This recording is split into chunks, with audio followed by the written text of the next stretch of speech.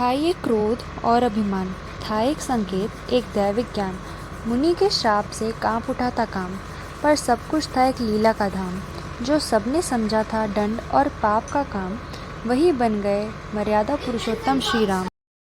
क्या कभी सोचा है कि रावण जैसे बलवान दैत्य से युद्ध करने के लिए भगवान राम ने मनुष्यों की सेना नहीं बनवाई, ना ही राजाओं से सहायता मांगी, बल्कि वन में रहने वाले वानरों का सहारा लिया?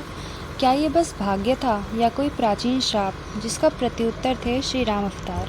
इस प्रश्न का उत्तर छुपा है एक भक्त के अहंकार, एक देव की माया और एक लीला में, जो युगों बाद राम रूप में फलित हुई।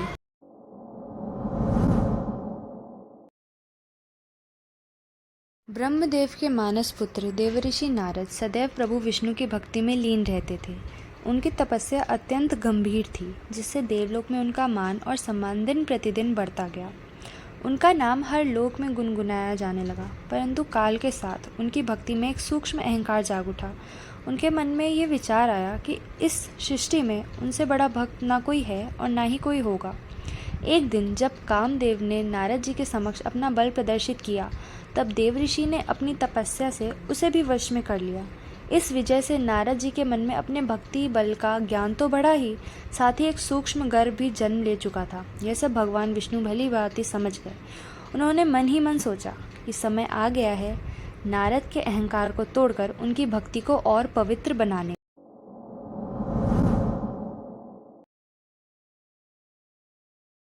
भगवान विष्णु ने अपनी माया से एक अति दिव्य राज्य का निर्माण किया, एक ऐसी नगरी जिसका सौंदर्य इंद्रलोक को भी पराजित कर दे।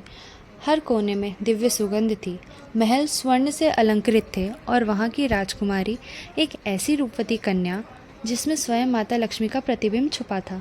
वास्तव में ये माता लक्ष्मी ही थी जो प्रभु की लीला में अपना भाग निभाने के लिए इस रूप में प्रकट हुई थी। नारद जी इस नगरी में पधारे।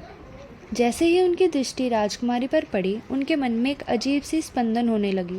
वे आकर्षित हुए, लेकिन ये भक्ति या प्रेम नहीं था, ये एक मोह था।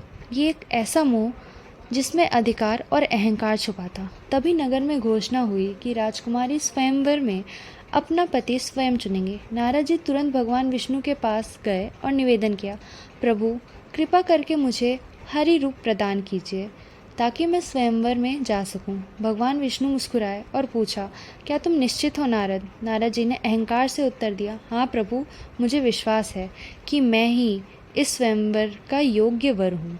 विष्णु जी ने अपनी लीला में कहा, तथास्तु।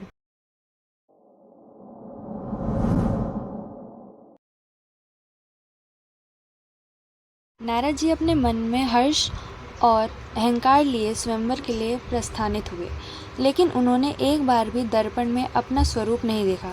उन्हें ज्ञान ही नहीं था कि भगवान विष्णु ने उन्हें हरि रूप प्रदान किया है, जिसका एक अर्थ नारायण होता है, परंतु एक अर्थ वानर भी। राजमहल स्वयंवर के लिए सजाया गया था। पृथ्वी के प्रमुख राजकुमार वहाँ महान शस्त्र और वस्त्र में अलंकृत होकर सभा में उपस्थित थे। नारद जी भी वहाँ उपस्थित हुए, अपने मन में एक विश्वास के साथ, लेकिन रूप वानर का। राजकुमारी सभी राजकुमारों के पास शांत भाव से जा रही थी। जब वे नारद जी के सामने आई तो उनके मुख पर एक कोमल सी मुस्कान छा गई। वे कुछ क्षण वहाँ रुकी, फिर आगे बढ़ गई। नारद जी कुछ समझ नहीं पाए। अंत में राजकुमारी ने वरमाला एक अन्य राजकुमार के गले में डाली, जो वास्तव में स्वयं भगवान नारायण ही थे, जो एक अन्य रूप में उस सभा में उपस्थित थे। सभा में हर्ष का माहौल छा गया। नारद जी स्थिर हो गए। उनके मन में संकोच और शंका जाग उठी। जाते हुए उनकी दृष्टि एक झील पर पड़ी। जब उन्होंने अपना मुख देखा, वे चकित रह गए। उनका रूप एक वानर का था।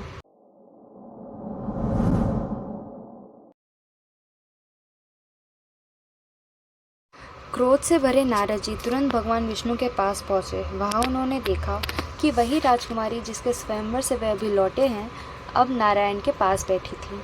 उन्हें तुरंत ज्ञान हो गया कि यह सब भगवान की ही लीला थी, किंतु क्रोध के कारण उन्होंने भगवान विष्णु से कहा कि आपने मेरी भक्ति का अपमान किया है। आप ही के कारण आज मैं अपनी पत्नी से दूर हूँ, इसलिए मैं आपको श्राप देता हूँ कि एक दिन आपको भी अपनी पत्नी से विरह सहना पड़ेगा, और तब केवल वानर ही आपकी सहायता करेंगे। भगवान विष्णु ने इस श्राप का विरोध नहीं किया, इसे स्वीकारा। कुछ क्षण बाद जब नारद जी का क्रोध शांत हुआ, उनके मन में एक पश्चाताप का भाव उमड़ आया। वे प्रभु के चरणों में गिरकर उनसे क्षमा मांगने लगे। भगवान विष्णु ने स्नेह से कहा कि नारद, ये सब एक लीला थी। तुम्हारा अहंकार तोड़ना आवश्यक था ताकि तुम सही अर्थ में भक्ति का मूल समझ सको। नारद जी ने प्रभु को वचन दिया कि मैं आज से कभी भी अपनी भक्ति पर गर्व नहीं करूँगा।